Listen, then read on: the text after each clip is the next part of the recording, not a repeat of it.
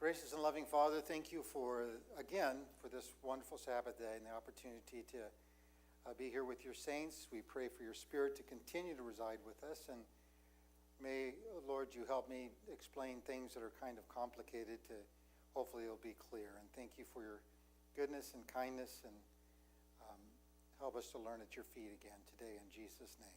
Amen. All right, well, yeah, there's was kind of miscommunication, I guess, as far as if we were going to have anything in the afternoon or not. But anyway, we are, and I'm glad that you could stay by for a while and work your passing out that important information about your mindset. Is that what it's called? Or mind fit. Thank you. It's going to be coming on there. So want to give you plenty of time to be doing that. So this won't take all that long. But I guess I could probably just tell you a little bit more about myself. I'm the Associate Director for Public Affairs and Religious Liberty down at the Southern Union. Do you know where the Southern Union Conference is located? Down in Atlanta. I live about 15 miles away from the office. There's a little place called Lawrenceville. And my wife and I and children, when we had them, been there since 2008, at least in the house. I've actually been Associate Director since 2007. And my portfolio is mostly dealing with religious accommodation in the workplace. And so somebody is encountering problems at work on getting the Sabbath off, I'm the one that you end up dealing with and talking with. And so it's been a joy being able to work in that ministry. I started out as a pastor. I went to school at Weimar College, same place that Paul Carlson went there. I don't know, you probably know that and may not know that or remember. But that's how Paul and I know each other. I can't remember what exact year he was there. He might have been in my class. I don't know. You get so far along you forget. But anyway, so I did that. I pastored for over 20 years in various places, and then working with religious accommodation. And it's a long story to how I even got into this particular work. I'm not an attorney. I'm an ordained minister, but sometimes I have to play one on TV, as I say. So,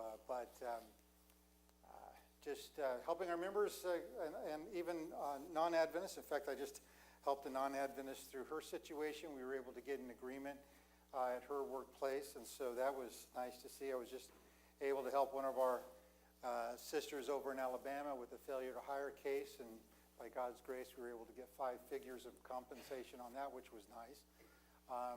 And also what was nice is I was able to get his compensation rather than wages lost, so that was nice, because that always helps with the taxes. But so that's the kind of work that I do more time. I've had a couple of cases that have been put before the Supreme Court that we just missed by getting in there. But actually, out of those 2 cases, it really ignited some of the justices to be looking for cases that would help strengthen religious liberty in the workplace. And so that's where, how many heard of the Groff case? It was all in the news of Adventists. Groff versus DeJoy. Anybody reading Adventist Review or anything like that? That's where you'd find that information. Anyway, he was a Sunday keeper working for the post office that he resigned from his job because of, the inevitable. He was going to be fired eventually. And so it went all the way up to the courts, and we were able to strengthen one part of the law, and that was being able to deal with the standard for undue hardship for a company. So as long you can get an accommodation as long as it doesn't pose an undue hardship, or should be able to get an accommodation as long as it doesn't pose an undue hardship to a company. And that standard used to be really, really, really low, called de minimis. It's a trivial matter. That's kind of what the idea of it is. But that was raised to substantial. And so that's really was positive in the 9-0 decision. And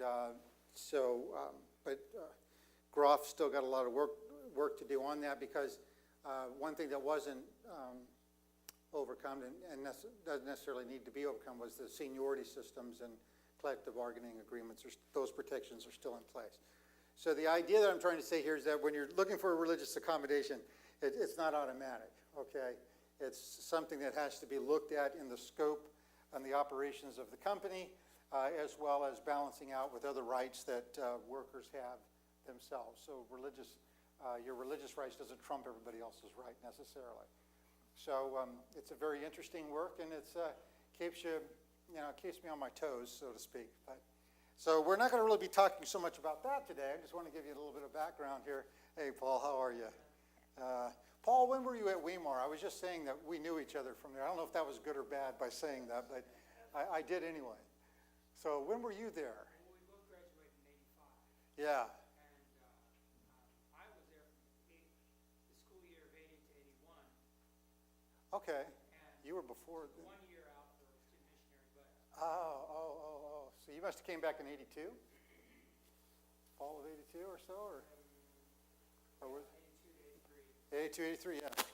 yeah. Because I started in the fall of 82 and graduated in 85, and I was his class president, much to everybody's dismay. But yeah, okay, so you were in my class. I was thinking you were.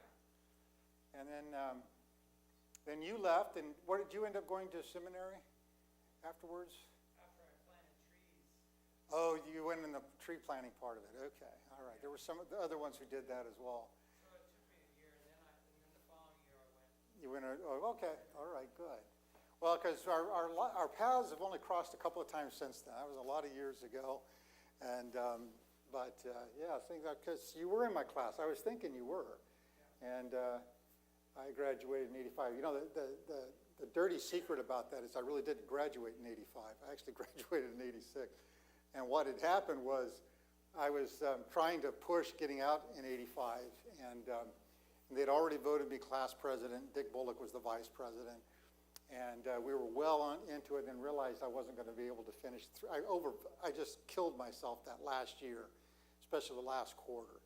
And there was 3 classes. There was no way I was going to finish those. So I had to get a deferred grade. And so when they realized, here I am, the class president, not graduating, it kind of looked kind of funny. So the brethren got together with me in some room someplace, and we talked it out. And we made a deal that what happened is I would work as a staff member for 1 year as the baker, and I could do 1 class for every quarter for free as a student. So as long as I finished those classes and did my baking, they would say I graduated in 85, and only I really graduated in 86. So it was a funny time.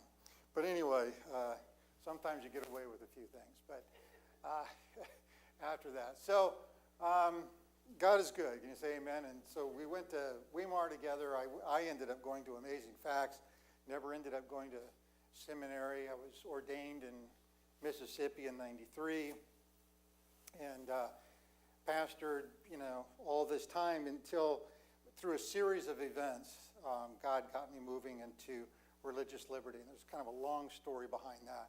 And as I said, I'm not an attorney.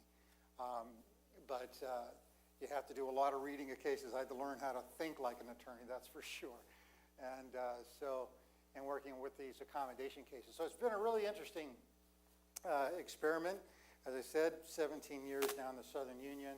So I've been doing religious liberty work, full-time probably since about, well, not full-time. I did part as a pastor too. And I think I started in 2000, if I remember right. And so I pastored a few years in Utah, and then got the call from Utah out to here. So anyway, it gets a little bit caught up with Paul as well, but I was thinking we were in the same class, but I couldn't remember.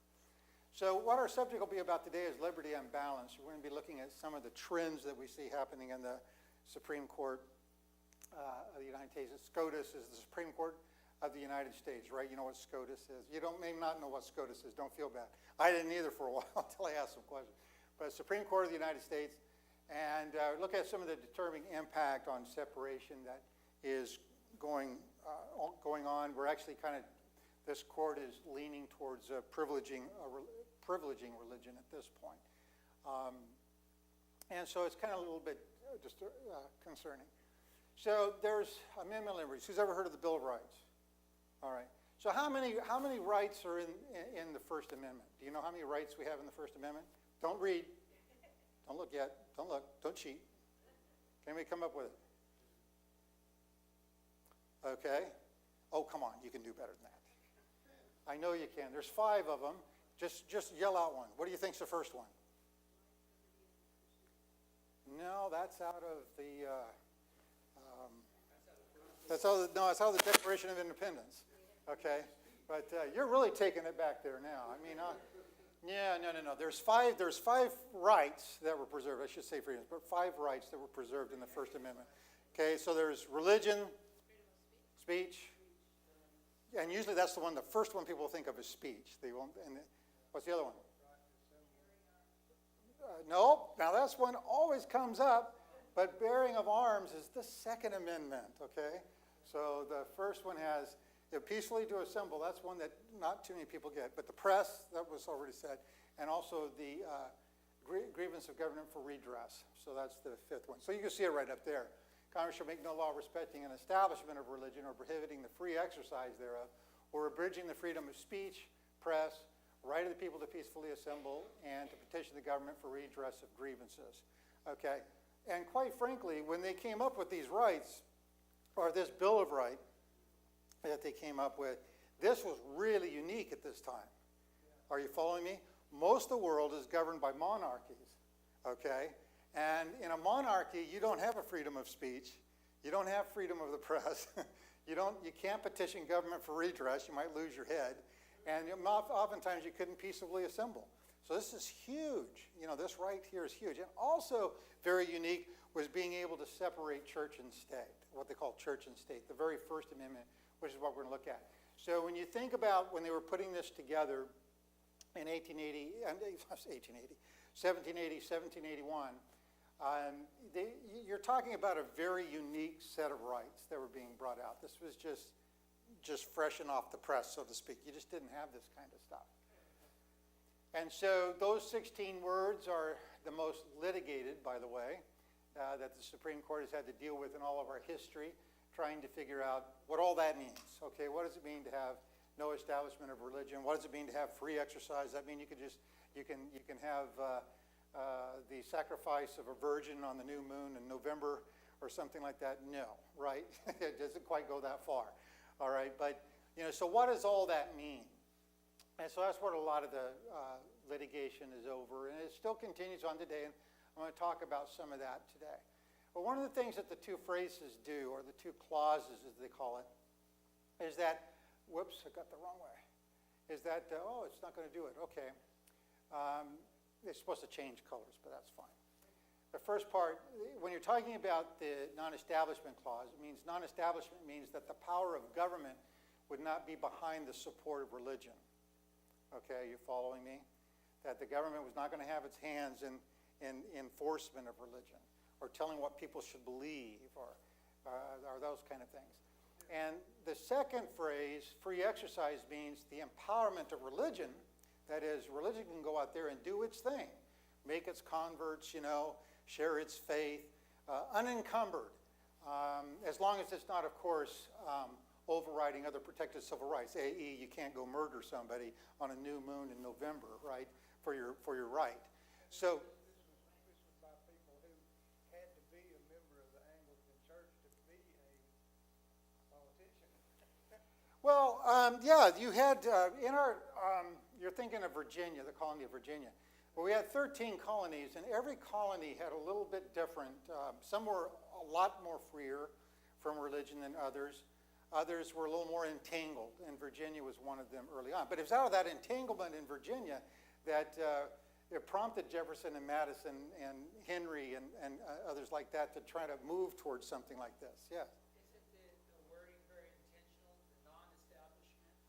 Because the background was that each country, state, not province or state like the United States, but each state, like in the history of Europe, had their own, this is our Oh, yeah. religion, and you can't worship any other religion. Yeah, and depending on what monarchy was and what faith the monarch was, right? And they could switch faiths, which would cause a lot of problems, but usually when you're in that situation, you could. But yeah, that's what they're thinking about as they're looking back on it. In fact, we don't have time to go into this, and that's why I haven't put it in this message, but there's actually a really good historical record of the different ways they phrased this. There's like 14 times, I think, they phrased all of this at different places. In fact, it wasn't the first one in the beginning. It was way down towards the bottom as far as the religious phrase was concerned. And this is all coming out of a very unique time, too, because our colonies, just before our rebellion in the Revolution in 1776, were already starting to write their own constitutions, which was another oddity. There was no written constitutions. England doesn't even still have a written constitution, if you can believe it. And so they were experimenting in that. And also, during the times that they were doing those constitutions for their colonies, they were also experimenting with this idea of religious freedom at varying degrees. Like I said, some states were, some colonies were more lenient, a little more, and other ones a little tighter. Now, Virginia was historically one of those ones, but Madison and Jefferson came from there and saw that the things weren't working out too well in that kind of the world. And that was another thing, is that America's growing. You've had the first Great Awakening took place starting about 1730s, moving on through the 1750s or so. And that created a whole nother dynamic in society, in that it emphasized independent, individual salvation, right? And so they started creating other faiths, and other faiths started to grow, and then you started having problems when one faith, they got taxed for one faith, and so they had these clashes that were going on. And so they were coming out of the actual battles that were happening over religion, and then they came out with this idea. And it's very interesting to watch how they changed their phrasing to land on this, and then to make it the first Bill of Rights. Now, they were forced into this because, of course, this is for the federal government. This did not apply to the states at the time. So the states all had their various little venues. It wasn't until 1833 when Massachusetts finally did a full disestablishment in their colony state by then, was disestablishment fully recognized in the United States. But on the federal level, and so they were working on this because there was a number of colonies that said they would not ratify the Constitution that they had worked so hard on in Philadelphia unless there was a guaranteed Bill of Rights. Okay, so that's why we have the Bill of Rights. Some were already drawn up. In fact, a lot of the Bill of Rights, you will find them reflective in the Bill of Rights that was put up in Virginia, okay, earlier, through a number of things. Jefferson and, I've lost his name now. But anyway, you would see a lot of similarity in the languages because they were already working with this kind of an idea. And so this was what they came out with. And finally, when that was settled, as they were sending the Constitution out to the other colonies, they were all pretty much happy with it, and that's how we ended up getting our ratifications, which was still a slow and arduous process. New York was kind of holding out. And then Rhode Island, interestingly enough, was holding out as well. So that's what was bequeathed to us. Again, very unique. And I would like to say this. I really believe that America was able to achieve its status of a great nation primarily because of this first phrase. Because we didn't get stuck in religious wars, right? We didn't have these long, drawn-out religious wars like they had in Europe, which is what they really remember, 30 Years' War and all that. So many of those wars in Europe, most of them were religious during, those, since the, birth of Christ and Christianity coming through Europe. And so by us not taking up all of our energy on fighting each other over religion really gave, I think, America, plus other reasons. I mean, we're a vast continent. We've got huge ports of entry, from the rivers and stuff. I mean, there's a lot of things that play into why America became the greatest nation, so to speak, and the most powerful economic engine, you might say, of the world. But I think the real reason is we weren't sidetracked with religion. It's not that we didn't have religious clashes. It's just that we didn't fight over it, and it started out in the colonies and working it through there and then through here. So we've been bequeathed a big blessing. By the way, 76% of the global population doesn't have religious liberty. Think about that for a moment. There's, 8 billion people in the world or thereabouts, and 76% of those people don't enjoy the freedoms you and I enjoy. We take it very much for granted. And so just to give you an insight there on that. So what we'll talk about here first is how the establishment part of the courts, and it's been going on for a while, but the establishment clause is being ignored, and it came out very clearly in Kennedy and Bremerton. Actually, these other cases, the other case that I'm going to talk about too. So basically, over the years, the separation of church and state was found where the courts were not going to interfere with church, and they wanted to, in the public arena, make as much separation where the state, okay, not in the public sphere, but in the public sphere where the government's in charge, would keep a very open arena and not, try to back behind any kind of religion. So you saw development, and say, for example, in our schools, because both these cases I'm going to talk about were school cases. So in the development of that time, there got a point in the 60s where Bible reading and prayer, you always hear it being kicked out of schools. That's not what happened.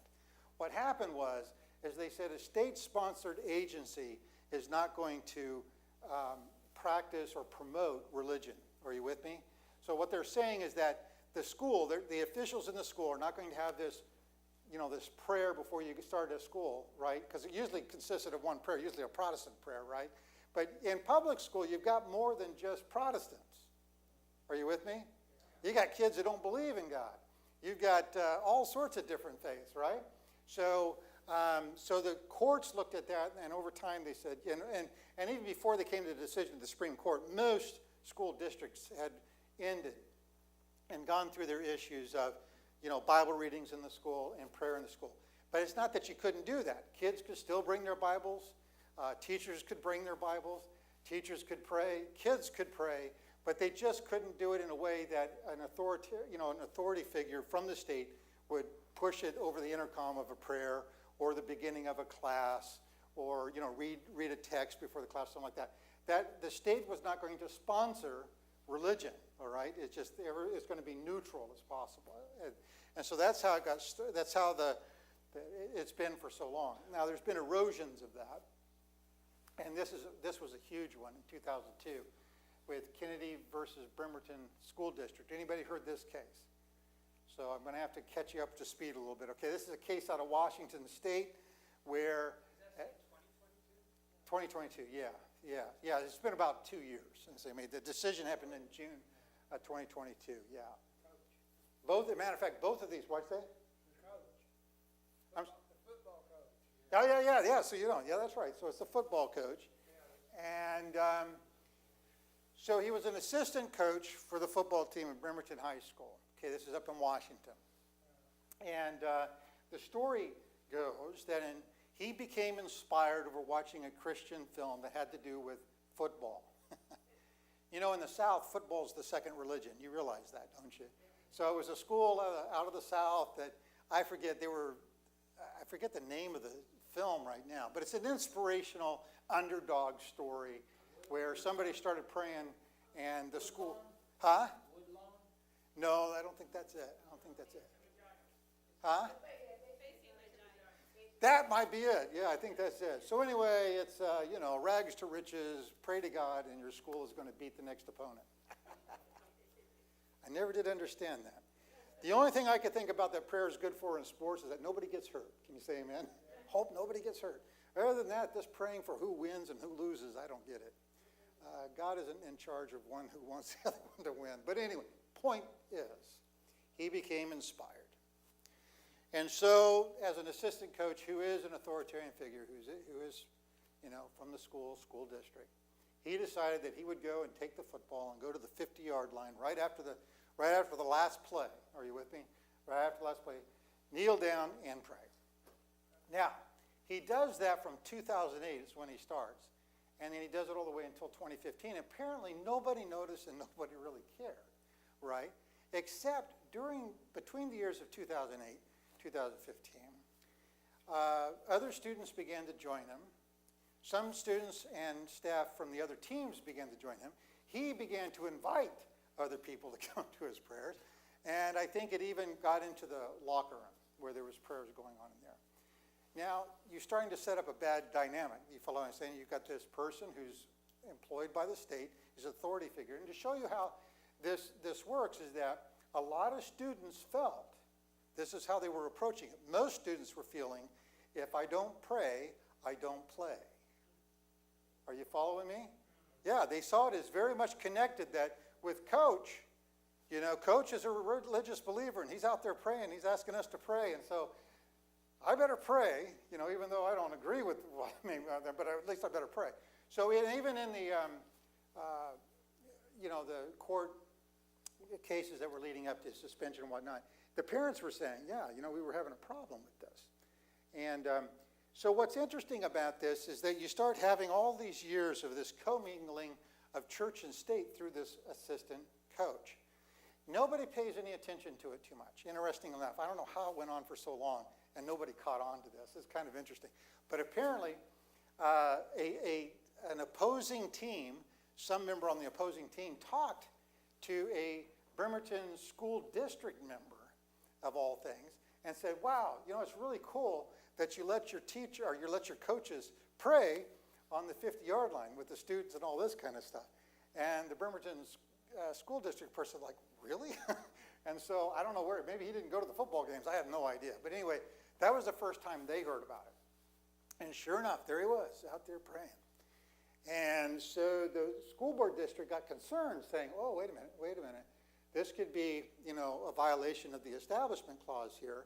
So they went to Kennedy and asked him, or tried to negotiate a way that they could make this work. And one of the negotiations, which was probably the best one, was to wait after all the game is over and you're no longer, quote unquote, the assistant coach, in action. And you can go someplace off the football field and have prayer. If people want to volunteer to pray with you, that's fine, but you can't be going out and asking, but, pray that way. And so we don't have this picture of, the state sponsoring, your faith and your kind of an intimidation thing. Well, he thought about it for a while, and I think there was a little bit of agreement to that, and finally he said, no, I'm not going to do that, and he gets attorneys to get on his side, because now they're threatening to suspend him because he keeps going on with the activities. So when he gets the attorneys, now this shows you how mischievous this all becomes. So he gets these attorneys to work in his behalf, and the attorneys get media involved, making it look like, oh, this poor assistant coach, he's such a good man, and now you're getting picked on for his faith. You can see where the whole thing's starting to go. And in fact, as I said in here, things got so chaotic at one point when supporters of Kennedy stormed the field after a game to support Kennedy. And in fact, they knocked over band members and stuff like that. I guess it was just a melee that took place after this thing got into the media and after it was making him look like he was being picked on. And through that kerfuffle, finally Kennedy decides, or through his attorneys, that there would be, that last year he told the students to stay away from the 50-yard line. And so he was out there for about three games where nobody shows up, right? So it makes it look like he's not doing any influence. See, so that's what's saying. And what's really interesting about this, when the justices heard the case, they didn't hear about what was going on between 2008 and 2015 and when the whole media got in there. They just wanted to hear about the history of those last three games. Now you're going to find this in the justices' statements here, which is really, so of course the justices decide, well, we'll do a historical test. Well, they're very selective on what history they want to look at. Are you with me? We'll just look at the last three things. So that's what happened. So, okay, we'll go on. So Justice Gorsuch, now listen to this. Now, do you remember when we had the issues about posting the Ten Commandments in the courtroom? How many of that? Remember that? Posting the Ten Commandments in the courtroom. Do you remember the interesting rationale behind, putting it in the courts? Well, a lot of the rationale said, and you'll look in the bills, the old bills that tried to put these Ten Commandments in public places, they would say that the Ten Commandments were a historical document, on the level of, I have a dream speech, on the level of Magna Carta. Do you see what's happening? Just strictly historical document. Now we know the Ten Commandments are more than a historical document. Can you say amen? You follow what I'm saying? So anytime people try to put religion into the public sphere, it's always with this idea of bringing it down to the level of everybody else, right? To make it so it's not looking too distinct. Are you with me? Are you watching? Now watch how Gorsuch reasons part of this thinking. And you're going to see the very same thing. Mr. Kennedy prayed during a period when school employees were free to speak with a friend, call for a reservation at a restaurant, check email, attending other personal matters. You see what's happened? So now, this prayer is not, it's no more than important than talking to a friend, answering an email. It's not a big deal. Follow me? You're attacking something that's not a big deal here. And so that's the reasoning. And he offered his prayers quietly while the students were otherwise occupied, which is not true. It was only true for those last 3 games. Okay? This is where it gets so devious. Oh, they didn't do that. Well, we got a bunch of, in fact, you can look this up in the news yourself. You'll find that there was a whole lot of stuff going on before those last 3 games. So Bremerton School District disciplined him anyway. They did so because it thought anything less could lead to a reasonable observer to conclude, and he says mistakenly, but it's not mistakenly, that it endorsed Mr. Kennedy's religious beliefs. Okay, so that was his reasoning on that, was that he was just this guy who was by faith. He was out there quietly praying on the 50-yard line. He wasn't disturbing anybody. Nobody was kind of causing a commotion, completely ignoring the 7 years to all of that. Are you with me? It doesn't exist. Well, Sotomayor in the dissent says, the court now charts a different path. And you have to understand there was 3 cases in this particular session, and all of them charted a bad direction. And so she's saying they're charting a different path, yet again paying almost exclusive attention to the free exercise clause, protection for individual religious exercise, while giving short shrift to the establishment clause's prohibition on state establishment of religion. To the degree the court portrays petitioner Joseph Kennedy's prayers as private and quiet, it misconstrues the facts. And you can look this up yourself. She's dead on with what she had to say. The record reveals that Kennedy had long-standing practice of conducting demonstrative prayers on the 50-yard line of the football field. Kennedy consistently invited others to join his prayers, and for years led student athletes in prayer in the same time and location.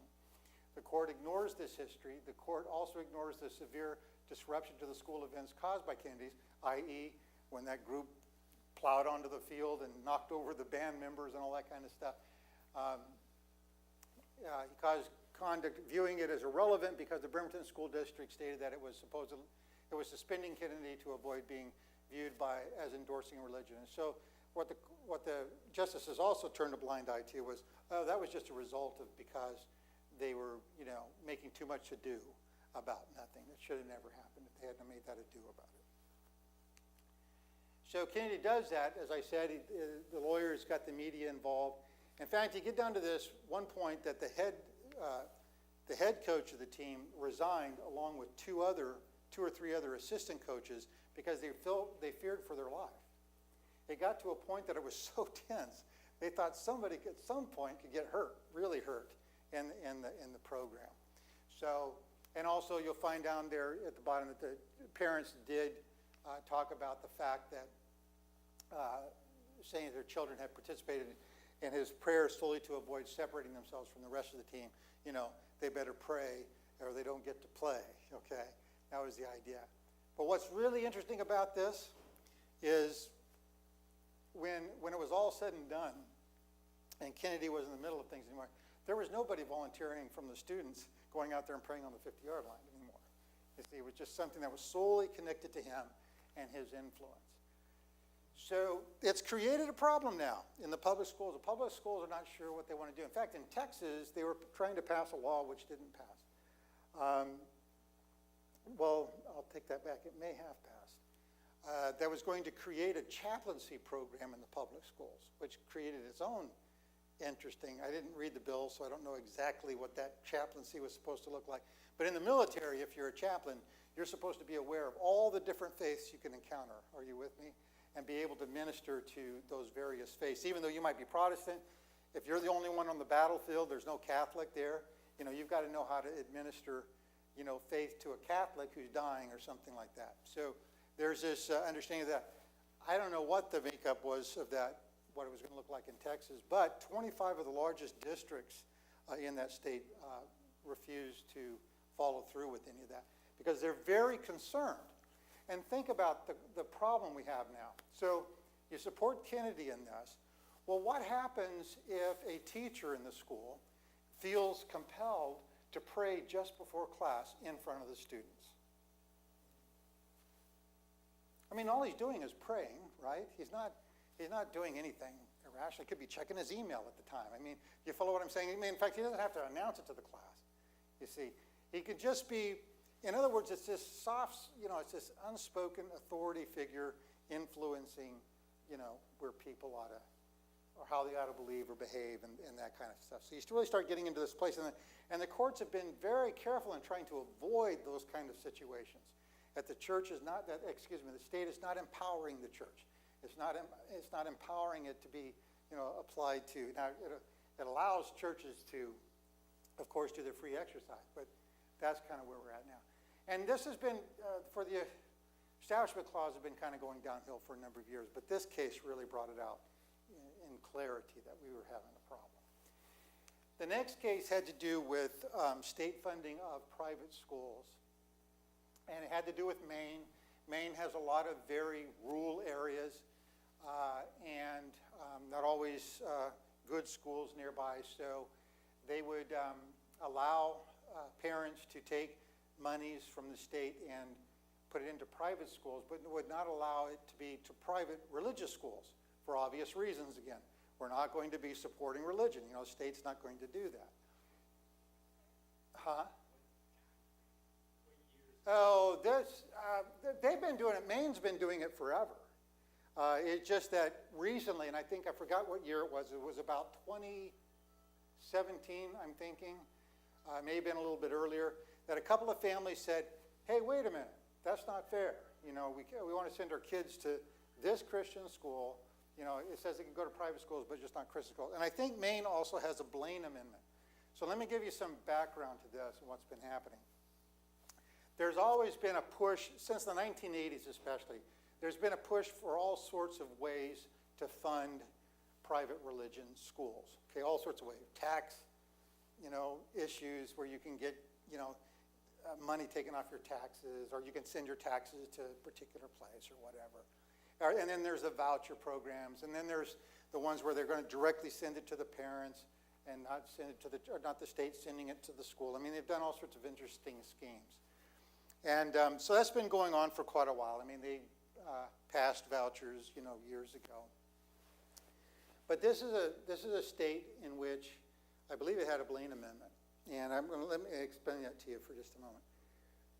This, you could see a problem in the Trinity decision. Has anybody heard of Trinity versus, Lutheran Trinity versus, I forget what it was. It was a Missouri case. And it was decided in 2017. And what had happened there, let me give you an idea what's happening here. So in the state of Missouri, there was a program that that tax-exempt organizations could apply through a grant to get recycled rubber. Like these recycled rubber mats that you see on gym floors and playgrounds now. I mean, they're everywhere now. And you could apply for this grant. Only so many grants are given a year, and you would get your free rubber matting for whatever usually it was school grounds or other grounds that a non-tax-exempt organization would need to have covered. Okay, so the Trinity Lutheran Church files for that, and they score very high on the whatever it is that they do to determine whether or not you're going to get your rubber. And everybody else was granted the rubber. That I think there was 10 a year were granted, except for the Lutheran Church. And the reason it was not granted is because in that state they have what they call a Blaine Amendment. Now, Blaine Amendments came up in the 1800s a guy by the name of Blaine. By the way, I think he was a senator out of Maine. And what he wanted to do was make a separation because there was a lot of conflict going on in public schools between the Catholics and the Protestants, because there was a ton of anti-Catholicism going on, all right? And so what he wanted to do in these schemes, what it was is the Catholics was asking for money because the Protestants could get money for their schools. Are you with me? So the Catholics said, well, we don't like our kids going to your schools because you preach out of King James Bible, you don't pray the right prayers, so we'd like to have money to make our own schools. And of course the Protestants didn't like that idea, and so Blaine, I forget his first name now, but he came up with an amendment that would prohibit any funding going to a religious institution, state funding, period. And so just eliminate this whole issue. You know, they would be self-supported as far as these religious schools are concerned. So it didn't pass nationally, but several states went ahead and adopted. Missouri was one of those states. So Missouri has a Blaine Amendment, and that's why, because Trinity Lutheran was a church, they didn't get their recycled rubber. Well, they filed, and they won. And if you read the case, it's troubling. Because when you read there's nothing secret here. You can go online and find these decisions. It's not a big deal. But so Roberts, he does the opinion. And one thing that was concerning to me right off the bat, it's not a very long opinion, by the way. Right off the bat, he did no, Justice Roberts. Did I say Roberts? I'm sorry, Justice Roberts. And he said he didn't even touch upon any possible difficulties with the establishment. All he focused on was that the way so you have all these grants going to other non-religious organizations. So if you're religious, you're being prejudiced against, okay, over the fact that you're religious. And he says you shouldn't be that way. In other words, this is discrimination based on religion.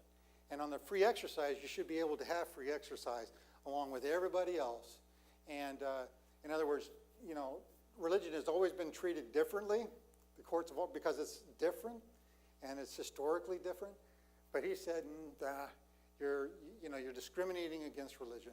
So the religious clause doesn't allow that. So from Trinity, you went to another case in Montana that had another money scheme for schools. It's called Espinosa. Montana lost that case. And then you get to Carson. And now Carson's one, too, that I think violated or wiped out the whole Blaine Amendment thing. And then basically is the first time it's ordered that the monies will go to those private schools. So it took it even a step further.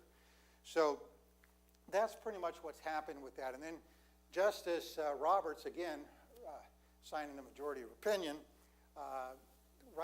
just basically coming right out of Trinity decision. Maine's non-sectarian requirement violates the free exercise clause of the First Amendment because the program operates to identify and exclude others eligible schools on the basis of their religious exercise. Sounding very similar to what happened to Trinity. And he says you can't do that. That's discrimination on religion. So what the courts have done, and I've said this for years before we ever had the Roberts Court, I always have felt in watching the battles that were happening in the court, in the culture and all of that, that both the left and the right were eroding separation of church and state. And the way they were doing it, generally speaking, okay, just follow me on this, is that the left was so fearful of establishment that they were trying to do things to restrict free exercise because it was moving towards directions that they didn't like. And the right was always afraid of losing free exercise, okay, so they start protecting it to the point where they're establishing it. Are you with me? So that's exactly what we see happening here.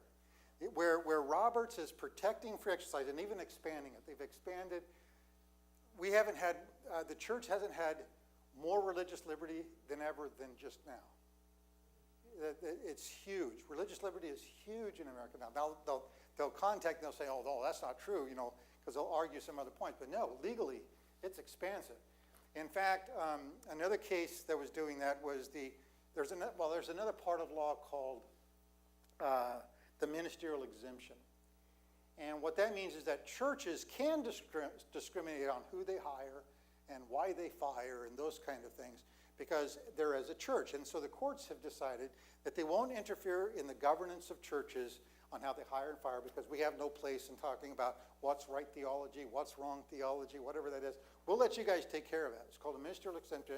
It only applied to ministerial exemption. Ministerial exemption or exception. There's two different ways it's said. And because it only applied to ministers of the church, say. But we've had a couple of courts now, cases that have come out and have expanded it to now not only that, but teachers, and your teachers down to your janitors, to your, there's protection across the line. If you work for the church, you're just protected. So they've expanded that net even more. And so we've got what we've got. So it's just the trend that we're going to. I'm not trying to predict anything, but that's just kind of where we're at. It's just a little bit troubling. And I want to just finish with the dissent by Breyer, because he really talks about the history of what these two clauses were hanging on. And he gets it right. He says the First Amendment begins by forbidding the government from making any law respecting an establishment of religion. It next forbids them to make any law prohibiting the free exercise thereof. The court today pays almost no attention to the words in the first clause, while giving almost exclusive attention to the words in the second.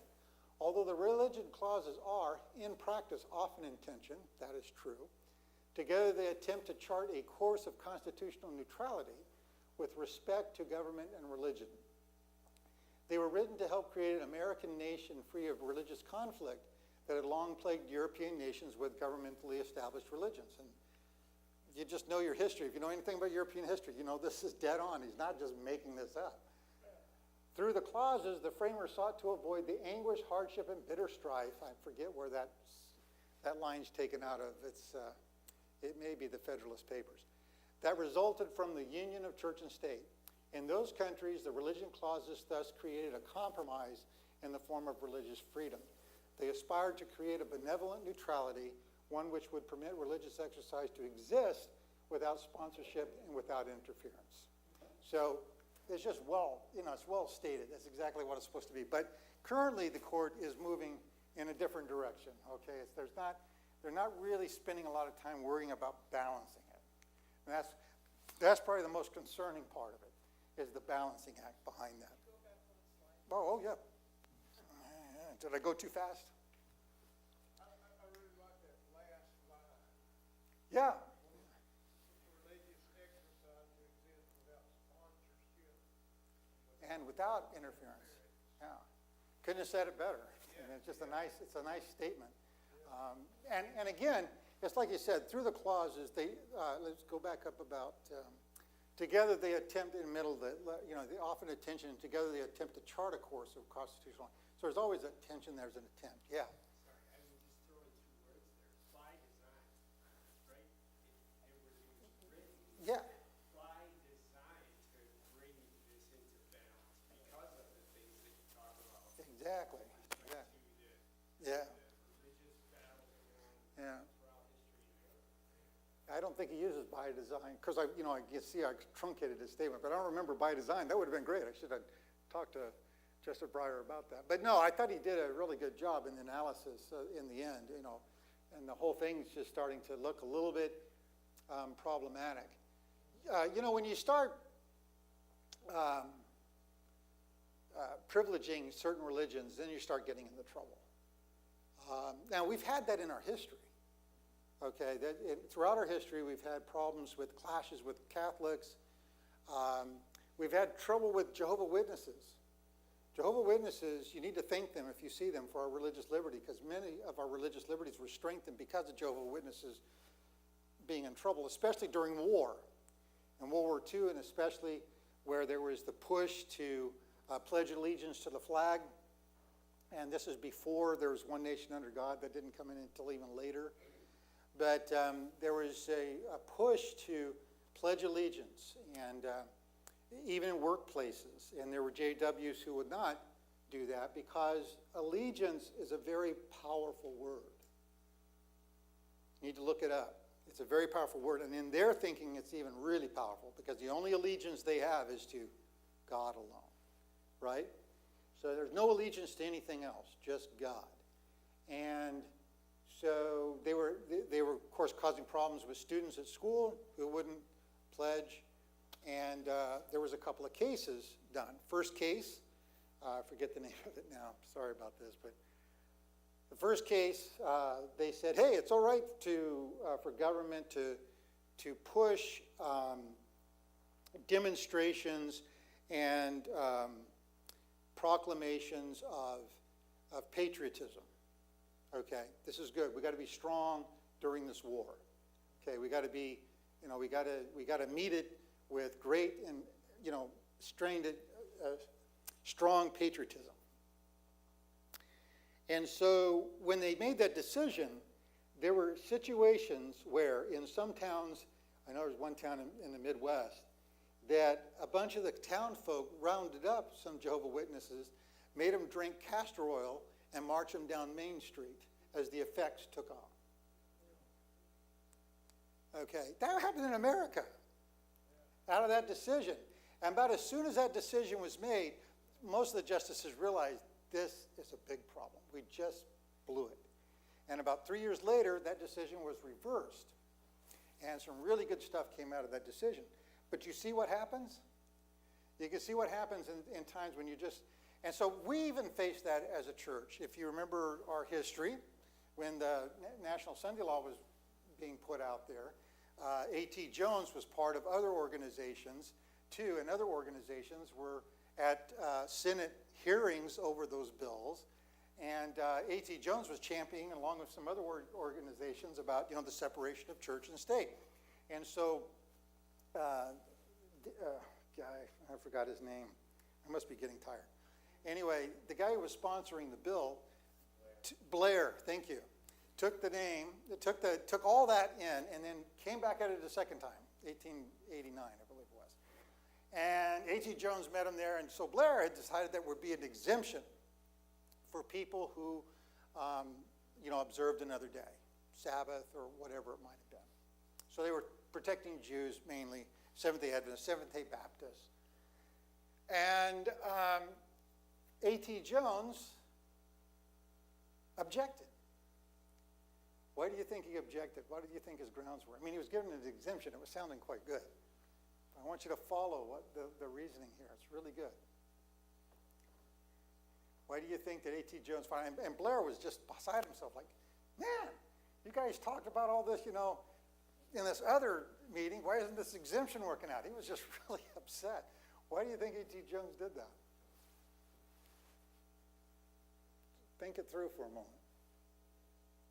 In the terms of Constitution.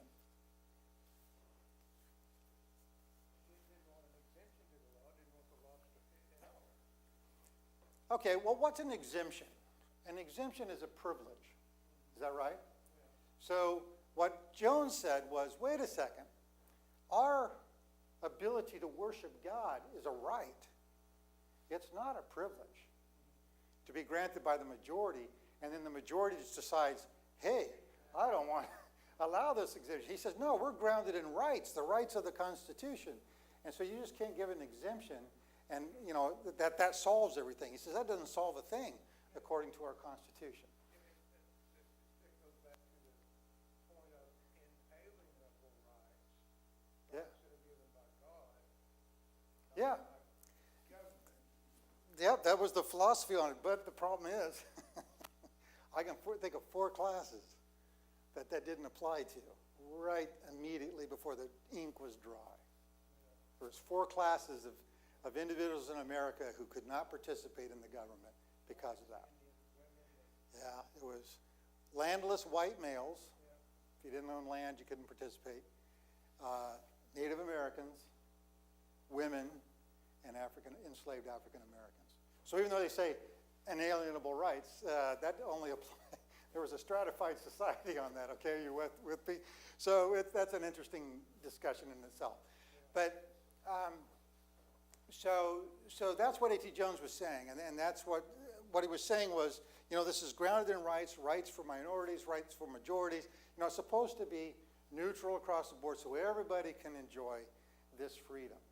And not just for the majority to extend an exemption, to those who are a little dissident on the outside of things, okay? And so it was a good fight, and of course it never did pass, as you know. Actually, Sunday law did pass, I'll take that back. Harrison's bill passed, but it ended up being limited only on the Chicago Fair. And so they would close on Sunday on the Chicago Fair, much to the consternation of those who were putting the fair on. So, but that was the only way that's how that went.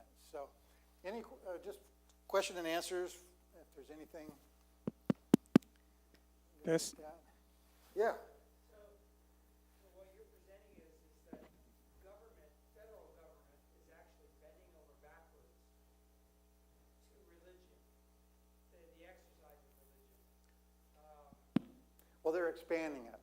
They're expanding Yeah, they're religious expanding. liberty rights. Yeah, the courts are. Courts are, but so the courts are expanding religious liberty rights. Freedom of religion, freedom of exercise. And yet, in the evangelical world, they're saying the opposite, that religious freedom Are being taken away. are being taken away.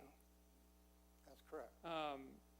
When that's not true, or is it more complicated than that? It's more complicated than that. Yeah, that's true. I mean, we've had the areas of the bakers, right? The Christian bakers, so when you're in the private arena, and because you have anti-discrimination laws in some states that include LGBTQ rights, not on the federal level, but on state levels. So Colorado's one of those states, Washington's one of those states, Oregon's one of those states. And so people of faith in their businesses were running into conflict with that. And that has not been solved yet, except we've got another decision that's making things even worse. And that was the case of the website designer who was offering wedding, if you were going to do wedding notifications and these kind of things, it was just hypothetical. And that was the other extraordinary thing about it, is the courts usually don't take a hypothetical. You've got to have something that's actually, it happens, but it's rare. But they took this one. There was no client, there was nothing like that. And no case, but she created this possibility out of Colorado. And so what happened was, it's a 303 something. I can't remember the case. See, I'm getting tired, it must be. So, but she argued different than the cake baker out of Colorado. The cake baker argued on free exercise of religion and got out by a technicality that happened in the lower court. They didn't decide. People think they decided during the cake, and they did not decide. Okay, so that still hangs out there. But now, with 303 Creative, now I'm getting it up back here. It's all coming back. Oh, that's good food, just really draws everything down. And so the 303 Creative, and so she argued, though, on the basis of, guess what? What do you think you would argue on? Free speech. And arguing on free speech has a very interesting implication, because the courts have cited over and over again that government cannot compel speech. Government cannot make you say what you don't want to say. Are you with me? Just can't do it. So now they've put that as the standard on this religious belief, right? It's going to create an entirely very interesting creation of decisions and things like that coming down the line, because it's based on free speech, which is different than free exercise. So what you see is the courts are doing things to embellish and strengthen the free exercise, but they're not thinking anything of it. They're not worried about, at least in their mind, they're not worried about establishing anything. And so when you got those cases in the private sector that's saying, yeah, we're getting attacked here because of these state enactments and stuff, that's just a handful of people. Most Christian organizations haven't made a big deal about it, right? And it was in the artistic ones that were the problem. And that carried with it its own interesting dynamic. So, But yeah, so they haven't even answered that question. They answered it on the free speech part of it, but they haven't answered it on the religious speech on that side. But understand, the LGBTQ conflict that you're talking about, evangelicals keep talking about, is not on the federal level, because it's not in federal protection. It's only in the states that have adopted it. So you have to try to kind of decipher and work through all of that. So, yeah. All right. We've answered everything, I guess. Either that or the food's good food. About ready to fall asleep. I get it. All right. So anyway, I just think it's something to, it just shows you a trend. I'm not trying to predict anything. Yes. I think it ought to be clarified, the church's position as it regards to supporting people with their conscience. Yeah. When they might be threatened to lose their job over whether or not to take the COVID vaccine. Yeah. Clarify the position there, because while the church didn't recognize it as a quote-unquote religious liberty issue, it did support individuals accepting, making an exception on the basis of their own individual conscience. Right. Yeah. So we'll be clear with this. The church was not in support of the mandate, because the church doesn't like those kind of mandates. Are you with me? But the church also promotes health. And we've promoted vaccines forever. If you've been a missionary overseas, you've been vaccinated. It's almost like the military. When I was in the military, guess what? You were vaccinated. And if you were on a drill and you didn't bring your vaccine card, you got revaccinated. So vaccinations have been a part of the health message of Adventists. Safe vaccines. They have no problem with that. So what happened is that the church statement was, yeah. This is still not called a vaccine yet. Huh? This is still not a vaccine. What? The COVID. Yeah, it's a vaccine. Shot. That's a vaccine. No, it's not a vaccine. No, it's vaccine. I won't even argue that. It's a vaccine. It's a different vaccine. It's not like vaccines you and I, the way they were manufactured. Now, one of them was Johnson & Johnson is your typical old school vaccination way that you do it. The RMNA is different.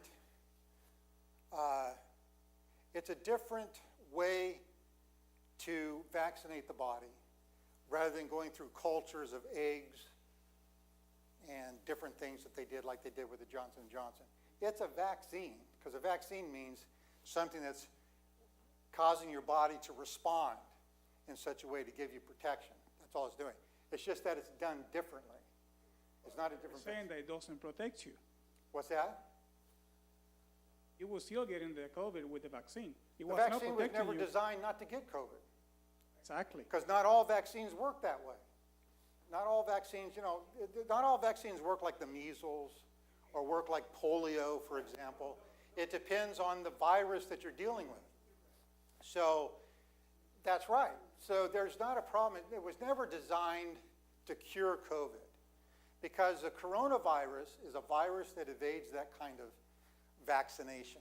And the reason being is, have you ever had a cold? Well, you've had the coronavirus, one of the 4 that causes the common cold. Okay, because the coronavirus is a virus that doesn't, when you try to vaccinate against it, it doesn't vaccinate like polio. Okay, you can stop polio, but you can't stop a coronavirus. So the idea was never to stop the coronavirus. The idea was vaccinating to where you don't have a severe reaction to it. And in the beginning, all we had of evidence of these new coronaviruses out there was SARS and MERS. SARS and MERS. Do you remember those? Yeah. The kill rate on those were exceptionally high. It's one of the reasons you didn't hear about it much, because patients died so quickly it never spread. But SARS spread quite well, but it was very lethal. MERS was in the Middle East. that was even more lethal. And it didn't spread quite as much because it killed its host very quickly. So those were coronaviruses, okay, same class that COVID-19 came out of. That's what scientists were responding to, okay, not getting good information out of China. They were thinking, okay, now we know this is respiratory. This is not good, you know, based on those other histories. So, you know, what they all wanted to do with the vaccine was just to try to do anything that would, whatever the reaction was going to be. They didn't know what the reaction was going to be. They didn't know what the full kill rate was until much later. But it was never designed to stop COVID, okay? You could still get it.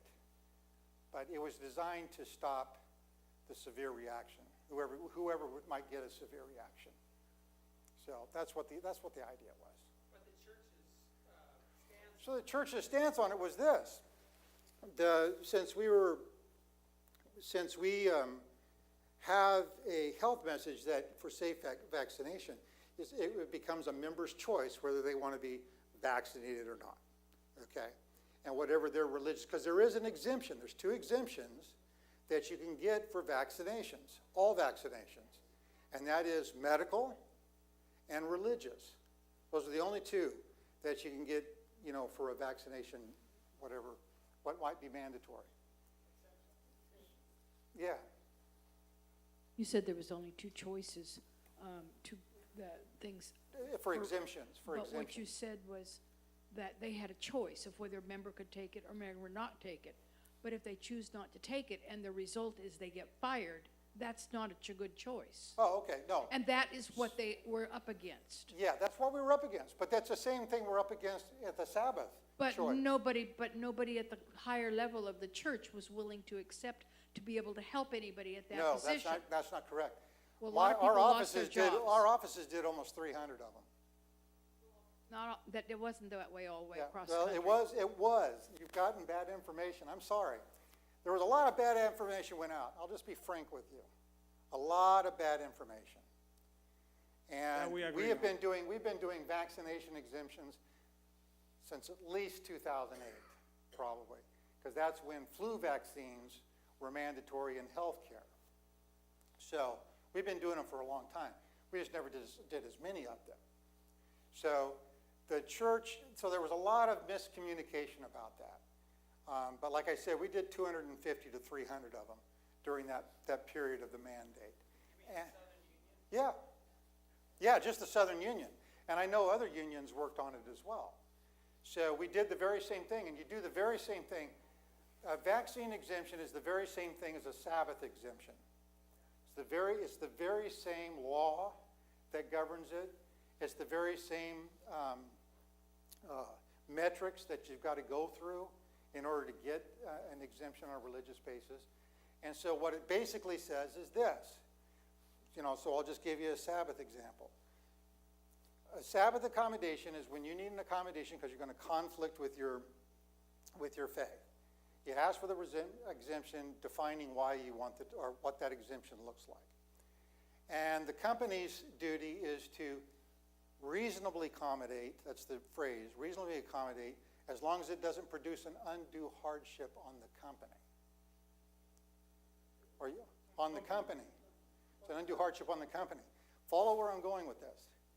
So for several months before the Biden administration did its mandate, there were large corporations like Walmart and a number of other ones who were already mandating vaccines once they came out. The companies were doing it on their own. Okay? Why do you think they were doing it?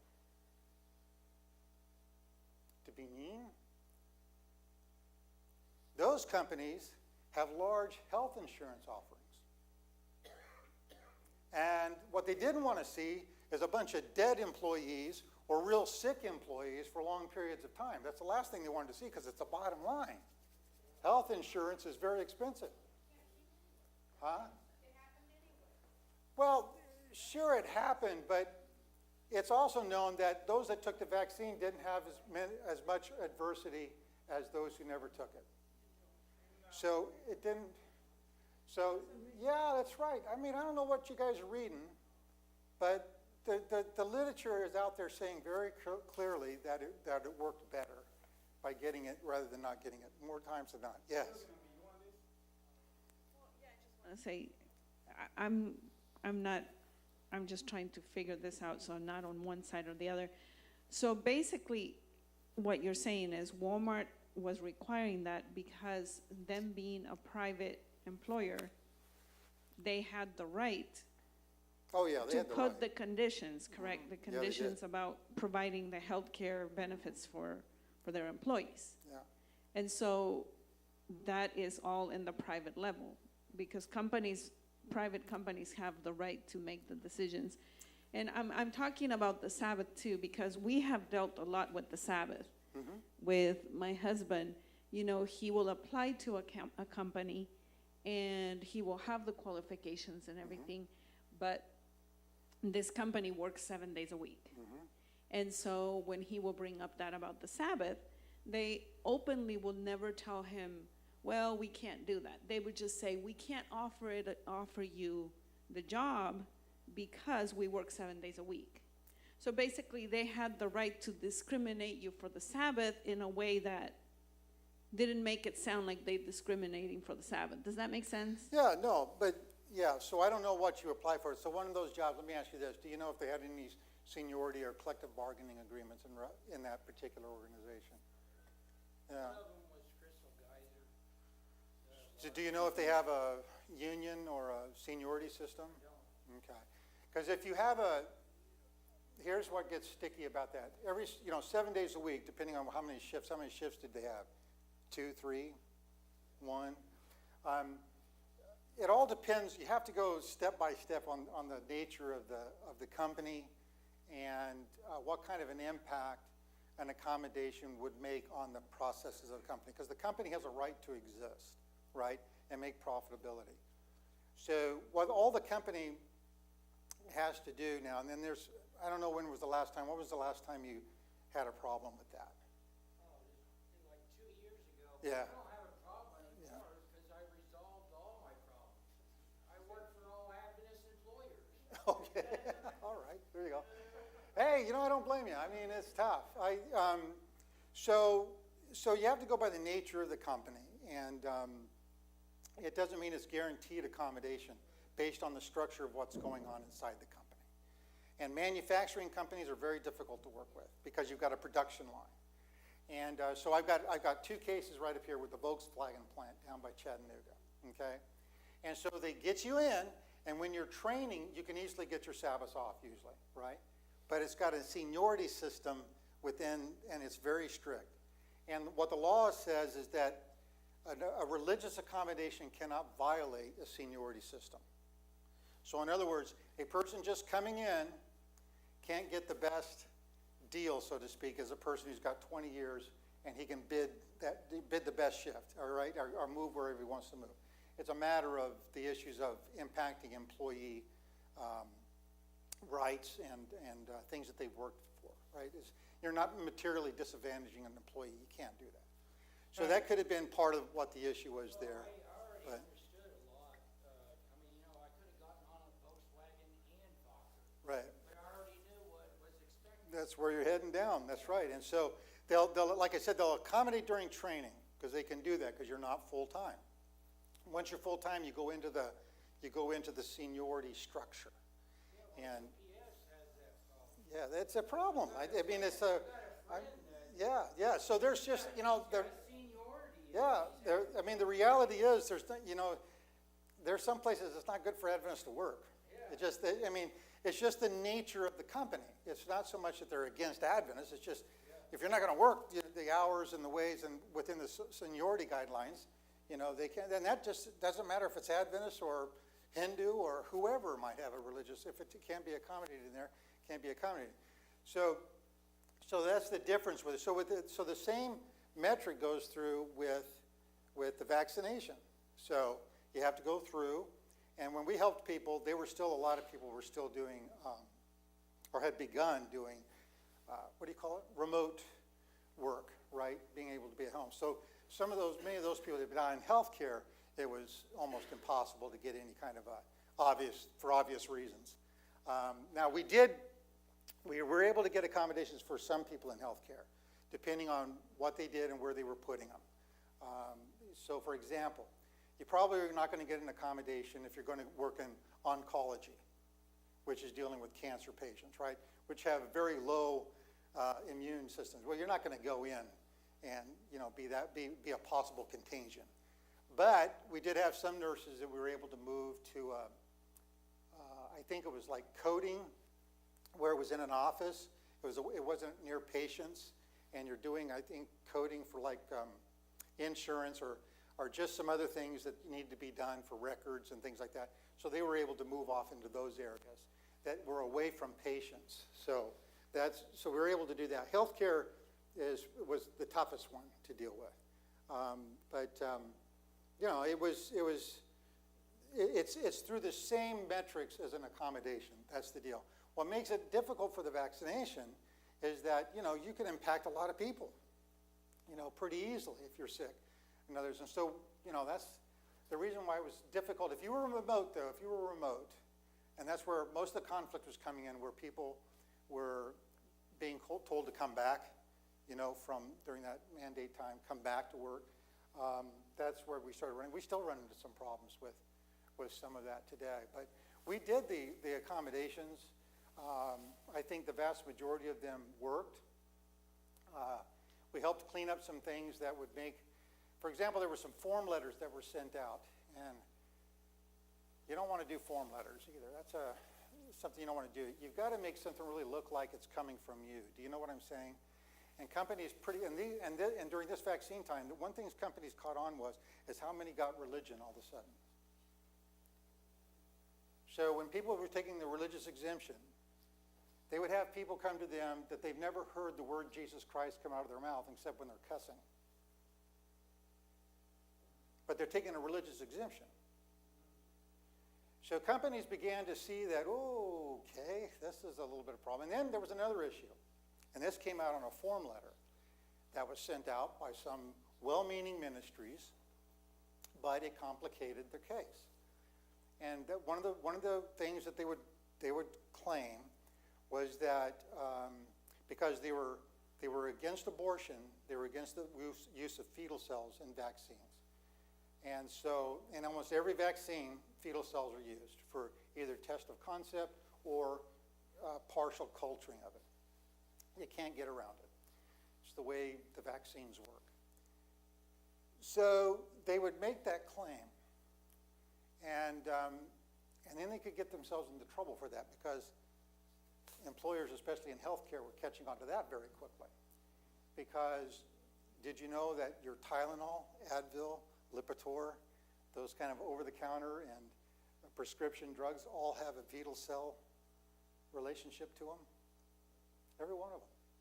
Like I said, test of concept, those kind of things. So sometimes they were catching people with that, and they would say, well, I didn't know about that.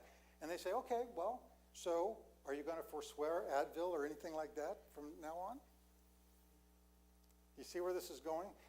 What they're doing is they're testing sincerity of your convictions. If people start dying from taking Tylenol, yeah.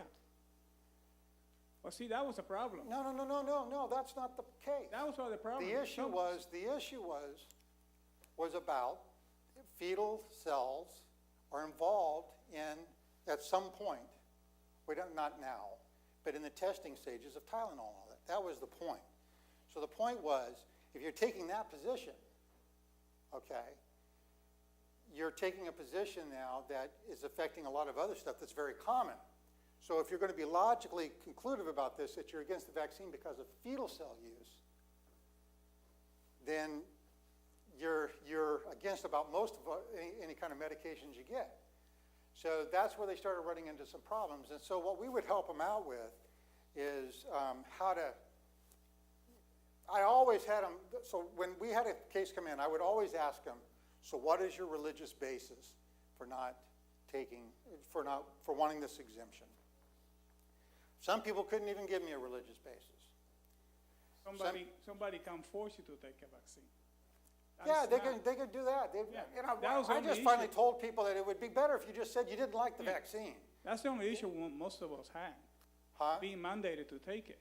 Yeah, You but, know, I worked where I'm working for 45 years. yeah. And it got to the point that they met with us and says, if this mandate passes, you know, we're gonna have to be vaccinated to stay working. Mhm. I said, you mean you're gonna fire me if I don't take a vaccine? That's what The answer mandate was, is. I hope it doesn't get to that. Well, I hope so too. I'm not saying that we're jazzed about the mandates. I'm just trying to say how we did with his question is what did we do with our members with that? We helped our members craft, you know, a religious conviction and submit it to them because that's the only thing they had going for them.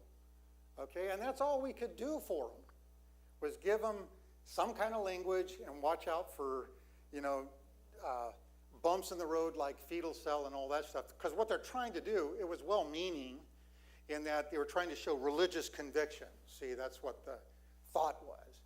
It's just that what most people were doing it because they didn't like the vaccine, period. Had nothing to do with religion, even among Adventists. Most Adventists are not anti-vaccine, right? Right. They just didn't like the COVID-19 vaccine.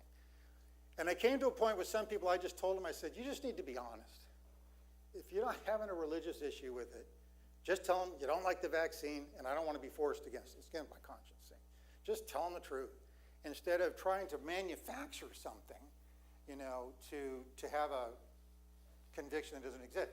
In fact, I had a lady talk to me and she couldn't give me a religious reason. This is a Seventh-day Adventist, and she couldn't give me a religious reason for not wanting to take the vaccine, nothing at all. And I said, look, I'll give you 20, I know this is probably new for you, so I'll give you 24 hours. Why don't you just think about it, you know, and give me your, you know, statement the next day. Well, the next day she calls, she still didn't have any religious basis, or she couldn't articulate anything. So I said, okay. I said, then, but I can't give you a religious reason. Are you with me? Because you've got to be based on your reason. Are you following me? If you have a religious basis, you need to know what your basis is. Can you say amen? Now, you're not coming off of me. About 2 weeks later, I get a call from this lady, and they found somebody who would go ahead and write up something for them. I don't know what it was. And you know what I felt so bad about was, why did you lie?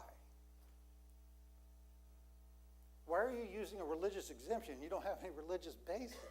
Why are you lying for that? So I didn't tell her that, but that's the kind of stuff we were getting trapped into, was that kind of stuff. And by the way,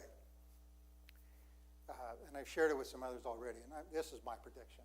When the next pandemic comes, if time should last, we're probably not going to have that religious exemption, just to let you know. I think the days for that are gone, because it was so abused this last time that now I think, you know, the companies and stuff like that are very aware now what's going on, and I don't think we're going to get away with it. In fact, already the courts have cited in favor of health care, that health care doesn't even have to provide an exemption. You know what I'm saying? Every place should be able to provide an exemption. Health care doesn't have to. So that's indicative to me that eventually the government's going to remove that exemption if they feel it's necessary. So, yeah. Anything else? So that's what we did. That's what we did. I didn't encourage people to get the vaccine or what they wanted to do with the vaccine. I didn't care. I said, but here's how you go about, you know, finding your way. And most of the time, it would work. We had to even clear up some stuff, and I'll get you in just a second, brother. We even had to clear up some stuff, too, because in the law, you don't even have to be a member of the church to get a religious exemption. You don't have to be a member of any church, nothing. And sometimes what the employers were doing were asking for letters from their spiritual leaders or their pastors and stuff like that. And we had to help them say, you don't have to submit any of that. So here's the language out of the EEOC, the guidelines. Just put that there. That'll solve the problem, because they're not supposed to be delving into that anyway. Because, you know, what do you do if you got somebody who's got a conviction who's not a member of a church? So they're not supposed to do that. I understand why they tried to do that, because they were trying to do testing of some, sincerity of belief, but they're not supposed to do that. So that's the type of stuff we worked with. Out of all those ones we did, Amir and I never heard back from anybody saying that they didn't get the exemption eventually. We never heard it that way. So I don't know if it was 100% that we did or what. But we had to clean up some stuff. Some stuff came to us after they had submitted these crazy form letters, and then try to work around that. But as far as I know, they were able to get exemptions. So, yes. I think with the religious exemption aside, a lot of the people that I had known, family members and friends, they were against the vaccine just because it was in an experimental stage and hadn't been proven like most vaccines are. Yeah. Most of them have to go through a minimum of 5 years animal testing before they're used on humans. This was not done. And then also, they have to go through, I believe it's a minimum of 10 years, 5 years animal, then 5 years human, before they're approved to be used on pregnant women. Yeah. And that was pushed on them, then it was pushed on children at a young age. So I think a lot of people were objecting they didn't want to be experimented on, but they couldn't get around that because of the mandates. Yeah, and I understand where they were coming from, but they did do mass tests. It wasn't like we produced it and then we're just throwing it out there. They did mass testing before it was released into the public. So they did have an idea of what that was going to do with pregnant women, what it was going to do to all ages and down. They already had that idea. So it wasn't done in a vacuum, although I know that was perceived as that because it happened so quickly. The science behind what they did is not new either. It's quite old. Well, I can't say real old, 20 years maybe a little bit more. But because they've used it to try to do, they're using it to try to cure some genetic problems that people might have. So they're working in that area with it. They've found some success with that. It's very difficult to do that kind of stuff. But what they did is they had just recently made another breakthrough with this kind of technology to where they could hold amino acids together with fatty lipids. Okay, that was a problem because when you're doing the gene stuff, the amino acids have to be part of that to make the protein to work that way. Well, when they broke that before the pandemic ever happened, then it offered the opportunity, and they had never done it before, the opportunity to maybe try a vaccine out of it. And so that's how it got developed.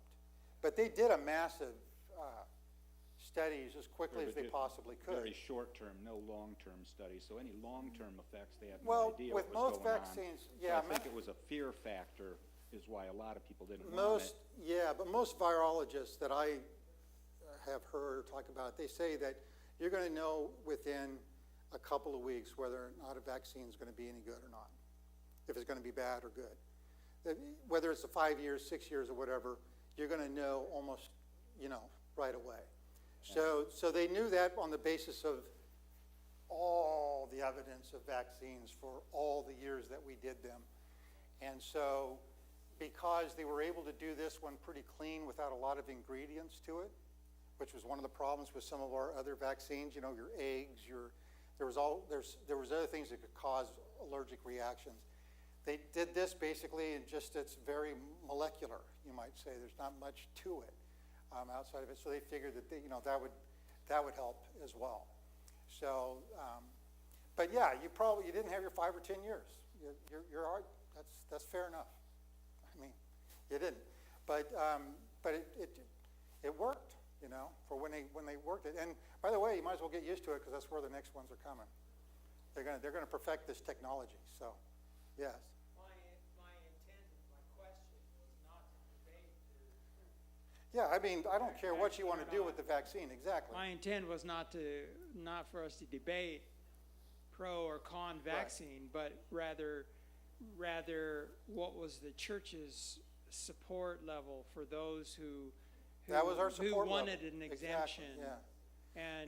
And you're saying the Southern Union, do you know of other unions that were trying to help people get exempted from employer mandates as well? Exactly. Yeah. Yeah, it's just that the only thing that we couldn't do is because usually with our accommodation cases, we might be able to do a letter, right? Because we've got an we believe the Sabbath, that kind of thing.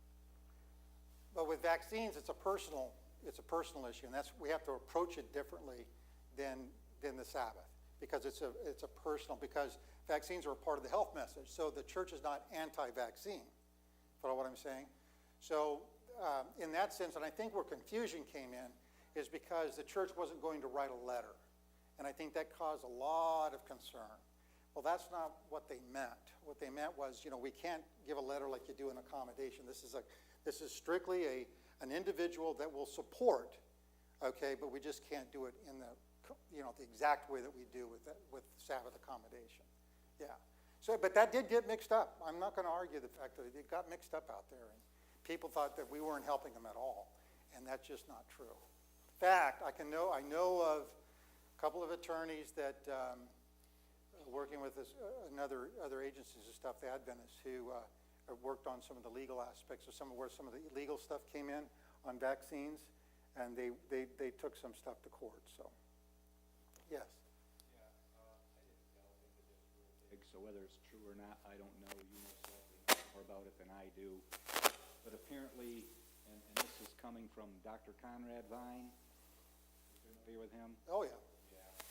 He said the AdCom committee came up with a statement about vaccines, and basically their statement was saying that no, there's no need or reason for a religious exemption, and that denied individual Adventists from claiming that, and that these groups or government or companies, whatever, were using that statement. Yep. It was a misreading of the AdCom statement. I think Conrad Vine, I would disagree with him on his analysis. And I'll just leave it there. I think Conrad, for all that he is and all that he's done for the church, I think on that one issue, he was mistaken. The church did not say we wouldn't help our people with exemptions. That's not what we said. The statement doesn't say that. I don't have the wording, and I should, because I wasn't expecting this particular. I need to get the wording, but it was misunderstood. I'm going to say this clear out. It was misunderstood. Maybe it wasn't as clear as it should have been. I would argue that. It's just unfortunate that it just got caught up in kind of a hysteria, and had a lot of members against each other over it. There was a lot of salvos sent towards the Religious Liberty Department over it, obviously. That we weren't, and that was just what was frustrating about it was that, but we were doing it. It's just that we weren't able to get out and do what I'm doing right now because it was during the pandemic. But we were doing it. Our people were coming to it, and we've been doing it for a long time. It's just that we just helped them through that process, best we could. Does everybody get an exemption? No, not everybody gets an exemption for Sabbath either. It's the nature of the beast. It's more of a, really, to be honest, we didn't have these protections of exemptions until 1964. So it's relatively new, as far as having these kind of protections we have. So although the vaccine exemptions might come out a little earlier than that, I'm not sure what the date is for that. But so we've been doing it, and most of the time, and what got crazy about it was all the different information that was out there. And I know we've got differences of views and stuff of it, and I really don't want to banter that because, that's not the issue. When our apartment was working with it, the church did defend or helped people make a stance on how to deal with an exemption, right? There's not much else you can do beyond that. So even when I'm doing Sabbath work, there's only so much that I can do. Are you with me? I'll even tell our members. I'll tell them, okay, this is an act of persuasion. I've got a deal right now where I've written a letter in behalf. The letter, it's not substantiating well, first of all, he sends me the information for religious exemption for his Sabbath, okay? And the exemption was horrid. The way they asked the questions were just, I don't know who wrote that, but they were just way out there. It didn't make any sense. The way the sentence was written was bad. So when I submitted for him, he's illiterate. When I submitted for him, I had to tell him, this is the way you need to ask this question. You're asking it the wrong way. And so we had that changed, I sent it in, and he was denied. I said, okay. So I examined some more about how this operation works, and one of the things that the operation works with is they get a lot of temporaries, right? Every day they've got lots of temporaries coming out, getting ready to be assigned to where other people are going to be missing. This is I won't tell you the company, but this is a production for salads, okay? And you get a lot of burnout in these companies, where they're making chickens and, they're doing Tyson chickens and stuff like that. Lots of burnout because you're doing the same repetitive job over and over again, standing in one place. And if you've ever done that, and I've done a little bit of it, it gets old quick. Can you say amen? I mean, you start wearing out pretty quick. And so they have a lot of turnover. So you got a lot of these temp people waiting all the time. And so they're trying to make him now, at the beginning they gave him a Sabbath off, and then somebody complained, and they took the Sabbath away from him. They started giving up points or Sabbath accommodation away from him. So when I got a comprehensive look of the company, I sat down and wrote a letter explaining to what I understood the company's operations to look like, and also explained that since the Groff decision, we're no longer at a de minimis level of undue hardship for companies. We're now at substantial, which is considerably higher. I said, since you're doing this all the time for people that are missing all the time, and on top of that, he has to write for a day off, to submit to get a day off 2 weeks ahead of getting that day off. So it's not like they're being caught, within 24 hours that they need to. It's a long process involved. And so I shared all of that, sent it down to the regional headquarters. Haven't heard a peep from them. And I've told them, I said, look, they're probably not going to talk to me because, number one, I'm not an attorney. Number two, they like to keep the employee issues with the company private. So I said, just be prepared for that, but just let me know what's going on. And lo and behold, they eventually, at this point, we think that the letter's made some effect because he's been getting his Saturdays off now. But they haven't told him. See, this is what's irritating, is that, yeah, we can accommodate, sure, we can work it out this way, but right now it's working. That's all I can say. It's working at this point. Doesn't mean it's going to work down the line, but I just tell them it's just a persuasion, because then if you lose your job, the only way to go after it is to file with the EEOC, the Equal Employment Opportunity Commission, and go through that long process to try to find some justice out of it. And so I just recently did that with a lady who was a failure to hire case out of Alabama. And this is where I got to play lawyer a little bit with these guys. What they did was she qualified for her job completely. She's done the job before. And they gave her a letter of offer. She signed it. And so she's ready to be their employee, right? They take it back, and within 24 hours when they found out she needed an accommodation, they withdrew the offer. Failure to hire.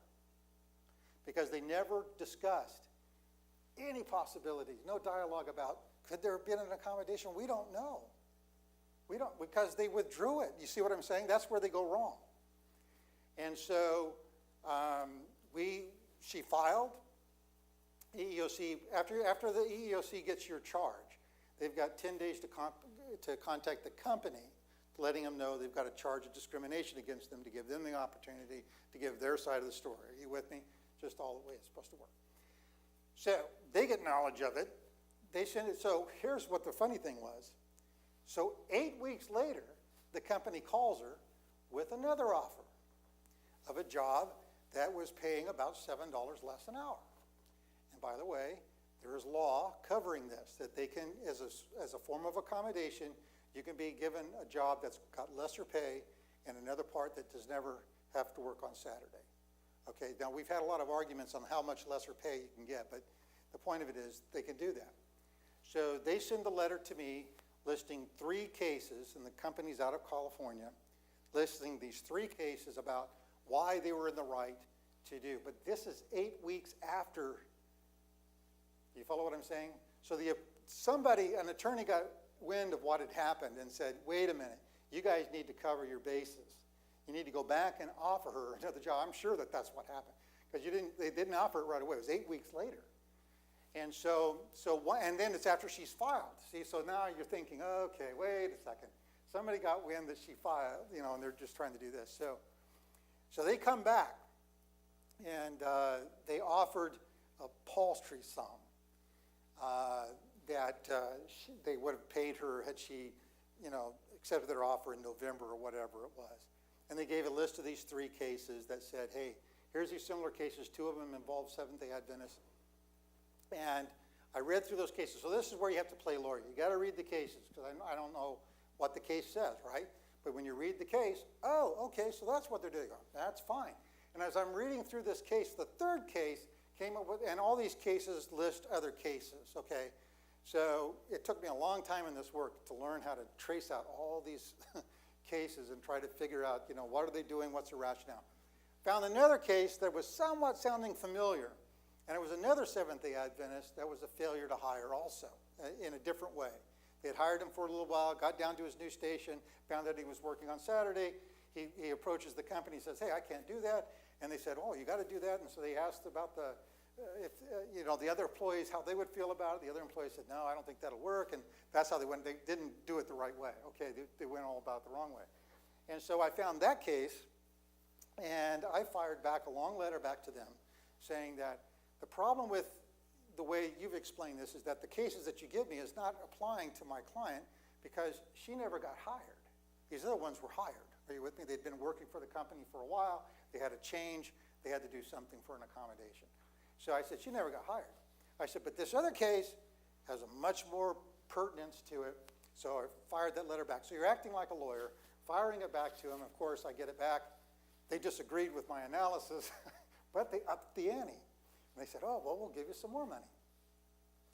So I talked to my client. I said, here's the more money that they're offering. And she said, nope, I'm going to stick on my original counteroffer that we did. And that's what we did. It was a 5-figure sum. And so we send it back to them and say, nope, we're not going to do it because we think our argument's sound. Now, why did I do all that? I did all that to put it on a record with the EEOC that they can follow through. Whether they agree with my analysis or not, that's what lawyers do, is whether they agree with the analysis or if it's accurate or not. So that's why I did it all on the record. And lo and behold, they came back. They're going to pay her the 5 figures. And not only that, I was really excited about it. So I asked the attorney they were using out of Atlanta, and the agreement, it said it was going to be lost wages. And I fired back and I said very kindly, hey, can you make those compensatory earnings? And that puts it on a 1099, where the other one puts it on, if you do wages and earnings, it costs you a lot because of taxes. Are you with me? But if you do a compensatory on a 1099, a lot less taxes.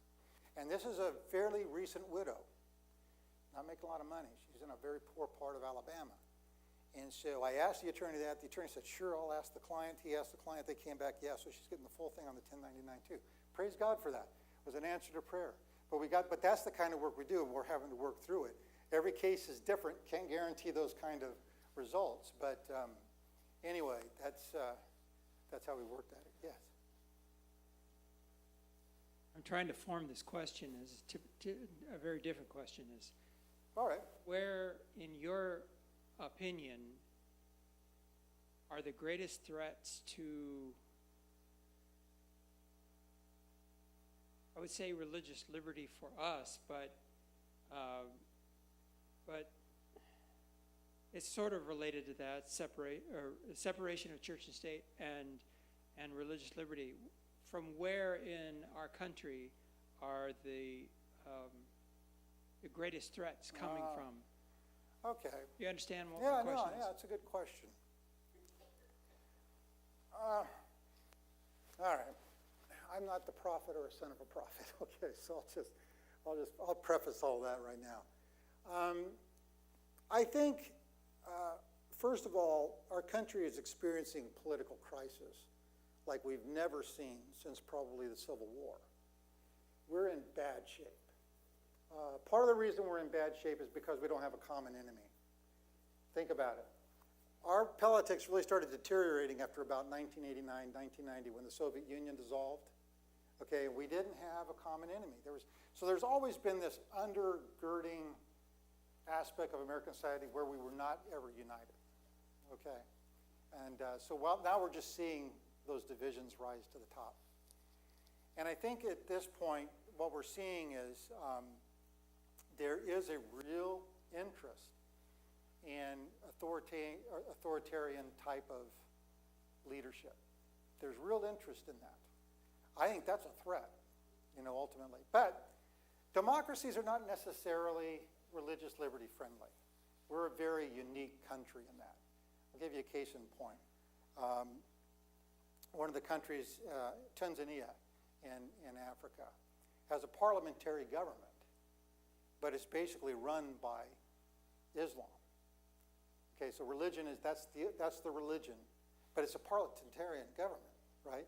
So this type of government is not necessarily a protection of religious liberty. Protection of religious liberty comes in those 16 words that we have. So I think the threats come from different places. One is we've already got a court, as you can see, is leaning in a certain direction. We have an interest in authoritarianism among the people. And I think that the biggest thing to keep in mind is that the dangers are not legislative or judicial necessarily, but it's grassroots. Let me tell you what I'm thinking. In the Great Controversy, Ellen White says, the legislators, in order to secure popular opinion, yield to the popular demand of a Sunday law. That's the word she used, popular demand of a Sunday law. So Sunday laws will come in, according to the spirit of prophecy, as a grassroots movement. There's nothing secret about it. The people are demanding it. And you also get that out of Revelation. In Revelation, you have the land beast, or the false prophet, that creates fire coming down out of heaven, it's a deception, and gets the earth dwellers, those that are lost, those that are without Christ, to make an image to the beast.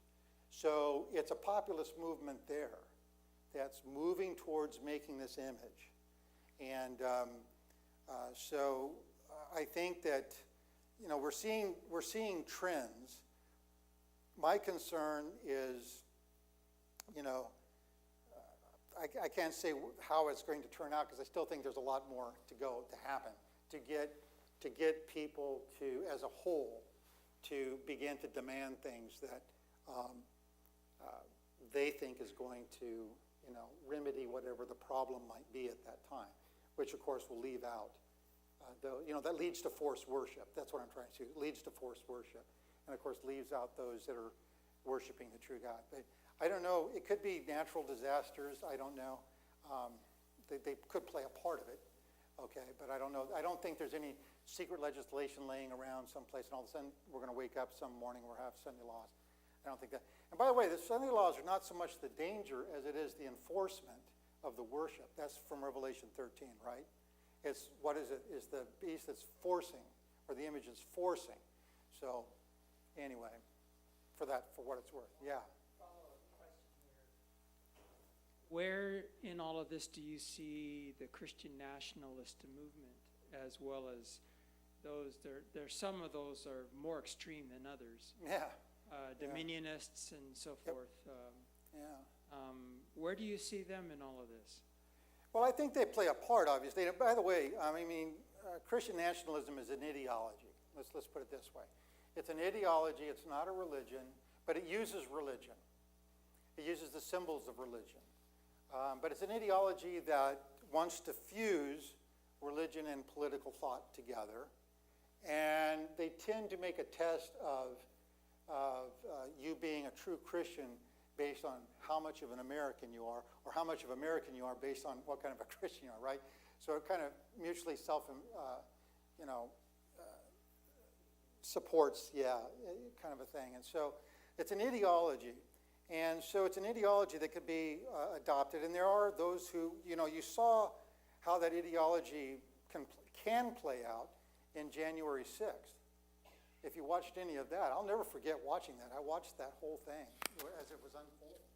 And I knew there was a problem because you don't have people going up to the Capitol building like they were doing that day. I said, don't do that. Oh, I did. And so anyway, but what was more disturbing, the most disturbing image that I was able to see during that day, we got a lot more other images later after the effect, but that it was this yellow sign with black lettering that was raised on that group that was all the way up there on the Capitol, busting through the windows, a sign that said, Jesus saves. I'll never forget seeing that. It just stood out among this mass of people. And on top of that, you saw Christian flags in the middle of it. You could see that during the initial things. That's what Christian nationalism can look like, okay? It helped fuel the fervor of the insurrection that day, okay? I don't want to call a person a Christian nationalist. Are you with me? I think that's not really appropriate. But ideology can drive people in a certain direction. And I think Christian nationalism drove some people in that direction. It was obvious. I mean, other pictures you have where there's a cross, and they're praying at this wooden cross during this insurrection. And not too far away from that is a noose as they're chanting, hang pins. So it was it was just sad to see, And so for me, Christian nationalism, though, the biggest danger of it is it distorts the Christian witness. It distorts the message of Christ. And I think that's the most awful aspect of Christian nationalism. How it's going to play in the last days, I don't know. It's going to be interesting to see how we're going to see this whole grassroots movement play out as it is. But we are going to come to a time where, the majority is going to feel that God is leading them in a certain direction, but there'll be those who worship the true God that are going to become an item, even though they don't want to become an item. And eventually, how we read the rest of the story in Revelation and whatnot, it's just going to end up that way. But how it's going to play, it's obviously going to play a part, but it's always interesting, it's always been that way. But just because you use Christian imagery and stuff doesn't mean it's Christian. That's the thing. But that's an ideology that's tried to fuse the two together. So, I happened to watch Ivor Myers talk about Christian nationalism down there at Southern. yeah, when we did the, On the panel. yeah. No, we were trying to just kind of unfold, what we saw that was coming, and that, that's where I shared my point that I shared with the sermon today. That's why all of us have to wake up in the morning and ask the question, are we with Christ? Because that's all that matters. Have we chosen him alone, as our only allegiance, and letting his will be done? Are you with me? And that's all that matters. Because if we're not identified clearly with Christ, we can do these other things, right? Like I told you, like the German church did in Germany in World War II, and praising Hitler as a Christian. Or Hutus murdering Tutsis in Rwanda, some of those being Seventh-day Adventists. If we don't have our identities clear on who we are in Christ, we're all susceptible of doing really stupid stuff. Are you with me? It's just really, we're just prone to that. We're as human beings. We just need to be honest. And so that's what we try to do. But as far as how it's all going to play out in the end, I don't know. But it'll be interesting to see. But in the meantime, I think the focus needs to be, we recognize we've got these issues maybe with the Supreme Court, and some of the things that are going on, the challenges we have in the future about vaccinations and pandemics and all of that. I just think it's important for us to work as a kingdom of believers for one purpose, and that's to reconcile others to God. That's all we exist for. We don't exist for any other reason than bringing people back to the God that's reconciled us in Christ. That's it. And I think if we stay steady and focused on that aspect, that's what's going to give the church power in the last days. And by the way, with all this Christian nationalism, just to add on to this, I think we have a very ripe opportunity for Adventists to be effectual, because there's a lot of evangelical Christians who are disgusted with the Christian nationalism that's infiltrated their church. And a lot of these churches are splitting right and left all over the place over this very issue. People seeing that their gospel has been corrupted, has been compromised through this pursuit of politics, in favor of religion. They're disgusted with it. They know that the church isn't about that, and they've gone away from those, seeking other congregations that don't create a political, fog of any kind of political persuasion. And so I think as Adventists, we sit in a very good position now where we can offer, that because, we stay out of politics ourselves, so to speak. How does Barry Black deal with all that? Yeah, I don't know. I think he's retired now. He's not there. Yeah, but I'm just saying. Well, he's a chaplain. I mean, yeah, he did a good job. Overall, from what I could tell, he maneuvered it well. He had a lot of people that were that respected him and the work that he was trying to do. He never, as a chaplain, he couldn't promote, right? And so you had to be very careful because you have to realize that you don't just have Christians out there in the Senate or in the House of Representatives. You got Hindus, you've got atheists, you got, so what do you do with that? So I think he did, I think overall, I didn't listen to all of his stuff that he did, but he seemed to maneuver it quite well when he was there for the number of years that he had. And so it speaks well, I think, of his, he didn't compromise his Adventism, but he was able to flow within that, that very interesting mix. Oh, yeah. Yeah, he was preaching, there's no problem with that. It's just, when he was leading out in prayers and stuff. And he did Bible studies there, too, with willing individuals who wanted to be a part of that. He would, of course, be the minister to those that needed, who might be having family problems or whatever, and he would minister to them. So from all I can gather, he did a good job. But he learned well being in the Navy and having experienced all that, too, as a chaplain. So it helped him a lot. But, all right. Well, thank you very much, folks, for hanging in there. Let's have a word of prayer and call it quits.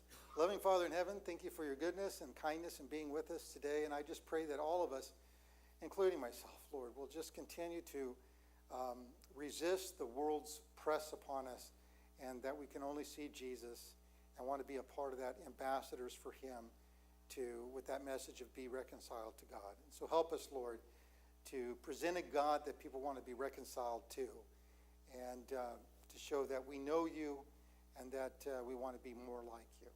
And thank you, Lord, for all the saints here today. Help us in all of our lives, the challenges each one of us face.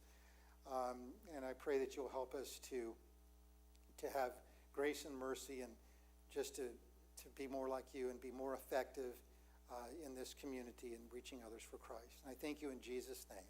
Amen.